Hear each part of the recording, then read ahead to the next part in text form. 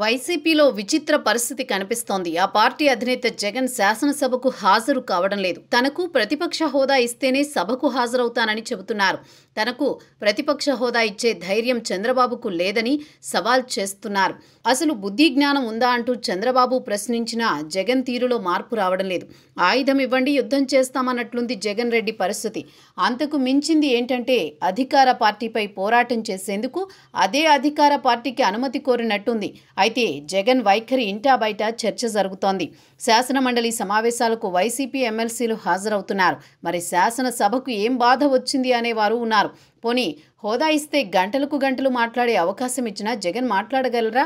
ప్రమాణ స్వీకార సమయంలోనే ఆయన పూర్తిగా అయోమయానికి గురయ్యారు. చాలా ఆత్మన్యూన్యతా భావంతో మాట్లాడారు. అటువంటి వ్యక్తి వచ్చి 164 మంది ఎమ్మెల్యేలను ఎదుర్కోవడం సాధ్యమా?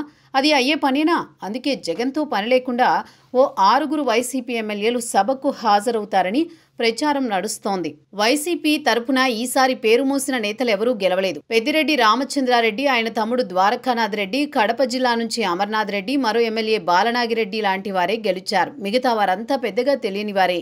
అయితే ఇప్పుడు జగన్ అభిప్రాయంతో సంబంధం లేకుండా ఓ 6 ఎమ్మెల్యేలు సభకు హాజరవుతారని ప్రచారం నడుస్తోంది. అనర్హత వేటు భయంతోనే వరకు సభకు హాజరవుతున్నట్టు సమాచారం. సభకు సమాచారం ఇవ్వకుండా 60 పని దినాలు హాజరు కాకపోతే అనర్హత వేటు వేయవచ్చు.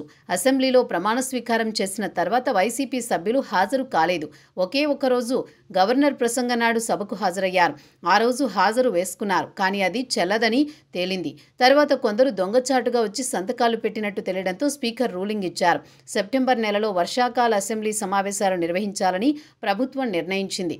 అయితే ఈ సమావేశాలకు హాజరు కాకుంటే మాత్రం 60 రోజుల కోటా పూర్తయిపోతుంది. అందుకే వైసీపీ ఎమ్మెల్యేలు ఒకరితో ఒకరు మాట్లాడుకుని అసెంబ్లీకి హాజరు కావాలని నిర్ణయించుకున్నట్టు చెబుతున్నారు. అలా సభకు వచ్చి ప్రభుత్వానికి వ్యతిరేకంగా గళం విప్పాలని భావిస్తున్నారు. అయితే ఆ 6 ఎవరు అన్నది మాత్రం తెలియడం లేదు. అయితే వైసీపీలో మాత్రం సభకు హాజరవుతారని బలంగా ప్రచారం జరుగుతోంది. అయితే వారిని ఖచ్చితంగా ఆపేందుకు జగన్ ప్రయత్నిస్తారు. ఆ 6 సభ్యులు సభకు హాజరైతే మాత్రం జగన్మోహన్ రెడ్డి పరువు పోవడం ఖాయం. అయితే ఇందులో తొలిసారిగా ఎమ్మెల్యేలైన వారు ఉన్నారు. కనీసం సభలో మాట్లాడకుండా తమ పదవీకాలం ముగిస్తే తమకేం ప్రయోజనమని, కనీసం మాజీ ఎమ్మెల్యేల కోటా కింద పెన్షన్తో పాటు రాయితీలు తీసుకోలేమని బాధపడుతున్న వారు ఉన్నారు. అందుకే అసెంబ్లీ సమావేశాలకు హాజరు కావాలని నిర్ణయం తీసుకున్నట్లు తెలుస్తోంది. మరి అందులో ఎంత వాస్తవం ఉందో తెలియాలి.